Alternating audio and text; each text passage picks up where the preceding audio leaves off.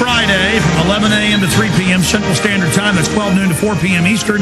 We are here live, simulcasting the last 2 hours today in living color at prisonplanet.tv. We're fighting the creation of a prison planet. Multiple-time best-selling author of Confessions of an Economic Hitman and now The Secret History of the American Empire. Forgot this little bestseller. The new one's coming out very, very soon, and that is Hoodwinked. John Perkins, tell us specifically, then we'll get into all these other issues, about Hoodwinked, when it's coming out, what it covers. It comes out November 10th, Random House, and it's, what really generated it was the current recession.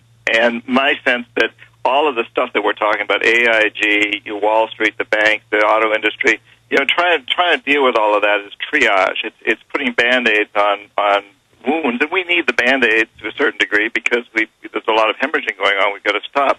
But what we really need to look at is the root cause beneath the system, beneath the surface, and that is systemic. And it's something that nobody's really looking at very hard.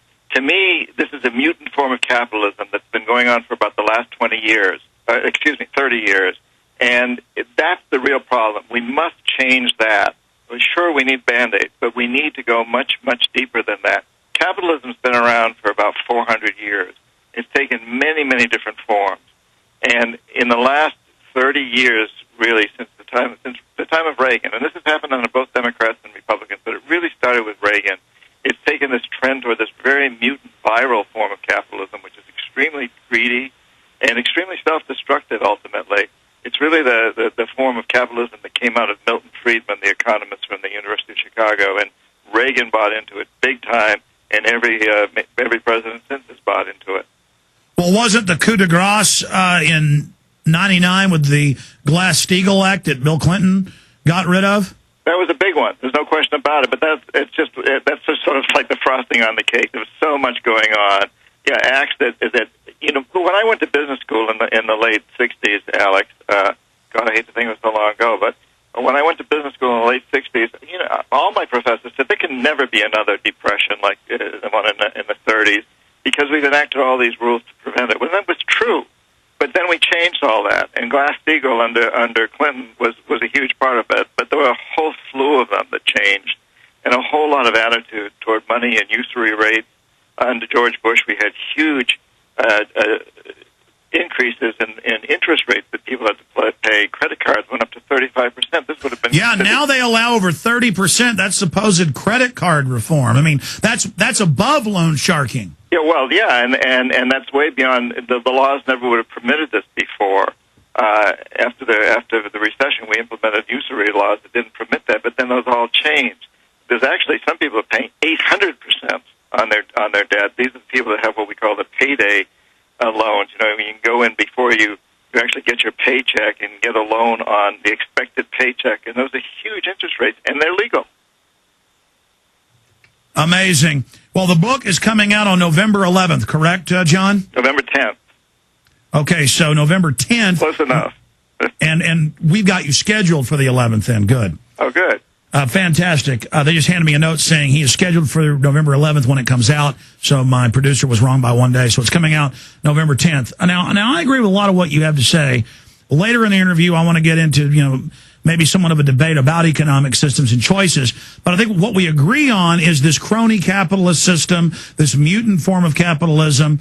I just call it piracy. I mean, if they can just create trillions in made-up derivatives and then have the central governments bail them out when they're using the money to then go loan it at loan sharking rates to third world countries, third world people, the American people. I mean, that's sick. We give them the government-backed loans. They then leverage it, fractional reserve it, and then we pay interest to the banks on our money they loan back to us. I mean, is that a good way of boiling it down? That certainly is, and it is piracy. There's no question about it. And we must turn it around, Alex. And that's really a large part of Hoodwinked is what we can do, what you and I and all your listeners can do. We can take control of this. One of the things that we have to understand is that big corporations, the banks and the other corporations that are behind this, are very beholden to us. They only exist because we give them business. We buy their goods and services, or we allow our tax dollars and our government to go into that. There are many ways to resist, and I think it's terribly important that we do that now. We must turn this thing around. You know, what we have to realize in all of this is that this economic crisis is basically telling us that we have a failed system, totally failed, on a global basis. Less than 5% of the world's population live in the United States, and we consume more than 25% of the world's resources.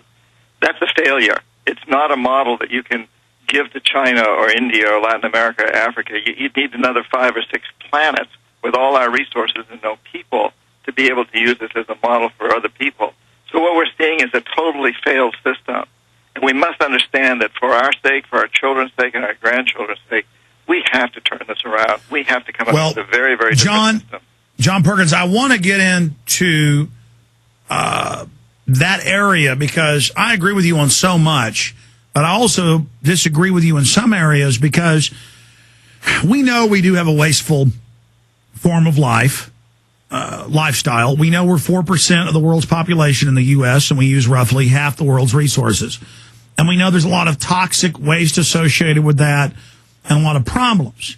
But the way I see government addressing that and the big mega corporations addressing it is by honchoing and steering the environmental movement to simply set up new taxes and control to further vertically integrate the consolidation of power in this new phase of robber baron colonialism, because they fundamentally know that there is a certain truth to what's happening to the environment on many levels, and so they wrap the truth around their overall lie of this new Bank of the World, global government, paying carbon taxes to the new Bank of the World.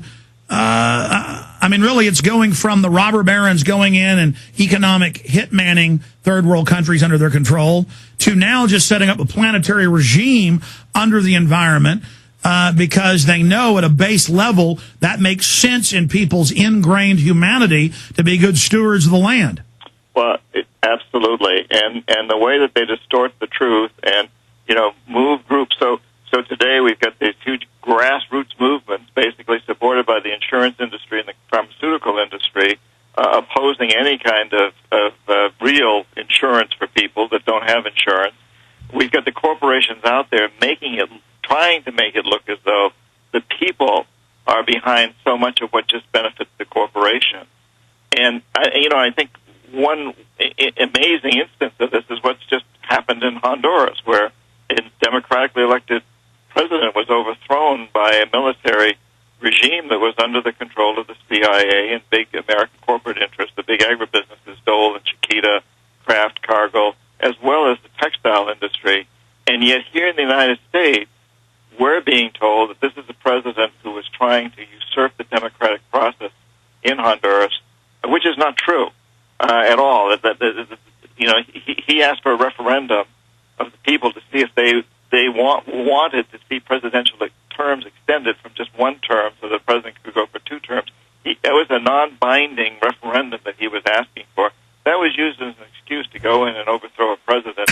And just to be clear, Obama came out day one a month ago and said, we're not involved, this is terrible, but now even mainstream media has come out and clearly shown private corporations, mercenaries, CIA front groups, jackals, hyenas that you call them, were clearly involved and did this and even dropped the president off at a Costa Rican U.S. military base. So I asked you during the break, I said, from what you've seen in the news, is that accurate? And you said yes. Please elaborate on the difference between an economic hitman versus jackals and hyenas and what really happened a month ago in Honduras. Well, the economic hitman went into Honduras originally, tried to convince Zelaya, the president of Honduras, to change his ways, because what he was saying is that Honduras is going to increase its minimum wage by 60%. And that has a huge impact on Dole and Chiquita and those who hire laborers out in the field to pick all their goods, bananas. And so they're going to go from, 50 cents an hour to $1.10 or something? Exactly. I mean, it seems very minimal to us. And also that there's a lot of sweatshops from our textile companies, like Nike and other companies like that in there. But it's much bigger than that, Alex, because something similar happened with Aristide in Haiti. And both Haiti and Honduras are looked at as the bottom rung on the ladder of wages in Latin America.